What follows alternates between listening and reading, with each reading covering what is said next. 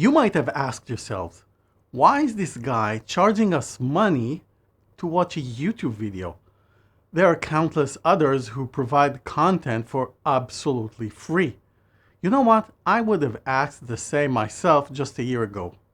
So let me take you behind the scenes and you might better understand my point of view. But first, if you don't know me, my name is Ilan. This channel enables non-speakers to read the original Hebrew in the Tanakh or the Old Testament without any previous knowledge. I'm walking viewers step by step through each word of each verse in Genesis 1. Back to the issue. There are basically three strategies for YouTube channels to thrive or merely survive. The first is low cost. There's a YouTuber sitting at home in front of a camera and speaking about the topic.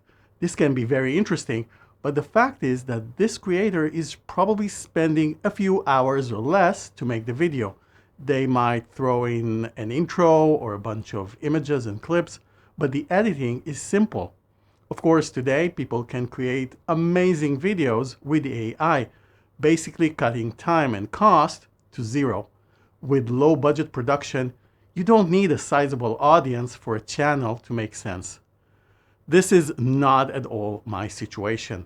The videos in the Genesis 1 project are very labor intensive, and I mean manual work. I start preparing each video literally from scratch by taking the specific verse or verses, breaking them into words, and working my way up. There is a lot of rethinking and fine-tuning involved.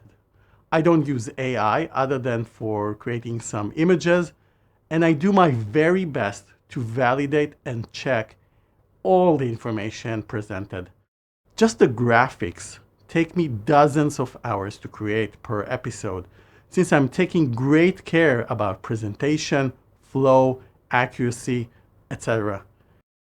I do it in order to make everything as clear and illustrative as possible. Developing the script and editing the videos also take what seems like endless time.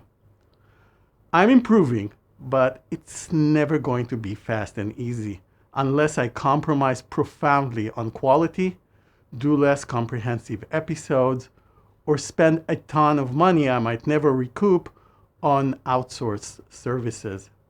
And let's be honest, thanks to that process, this channel offers a truly unique kind of content. I'm sure you realize that. The second strategy is ad revenue from Google. This seems like a good way to go, right? But only if you have lots of viewers, in the hundreds of thousands, or better, in the millions.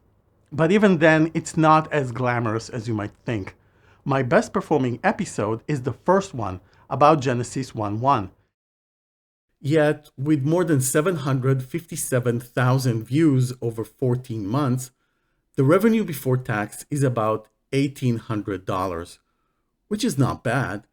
The thing is that the second video has 70,000 views, and it goes south very quickly from there. My video about the Rakia, or firmament, which I'm very proud of, currently has just a bit more than 70,000 views after some 7 months, with a total revenue of around $100, which doesn't even cover the basic costs, let alone the 50+ hours spent on it, similarly to every other of my videos in the series, by the way. And I don't know how much longer the first video can pull the whole wagon forward all by itself. So those ads you see at the beginning are not really going to help much. At least this has been my experience over the past 12 months.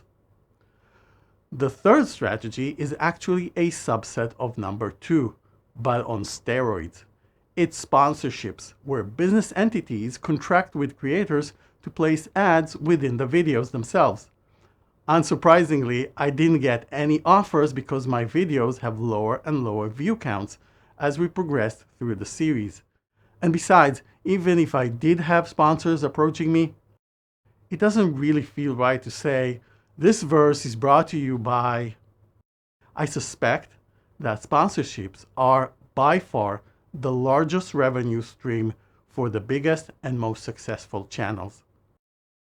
So there might actually be a fourth strategy, and it is to build a community of people who are passionate about this topic and are willing to actively support the channel because they want it to be sustainable for years to come.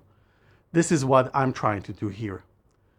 In conclusion, I want to continue doing this for as long as I can and give you more high quality, unbiased reading of the Hebrew in the Tanakh or the Old Testament and provide as many linguistic insights as possible. Yet, there is no other way to keep the lights on with the Genesis Project other than by asking you, the selected few as of making this video, who really care about this, to chip in as little as $5 per month. This is why I'm restricting the long-form videos to paying members and Patreons. If you are so kind and want to give even more than $5, the better way to do that is to become a Patreon, where you have more support options and where I upload all my restricted videos. A link is in the description below. Thank you for watching and for seriously considering what I had to say.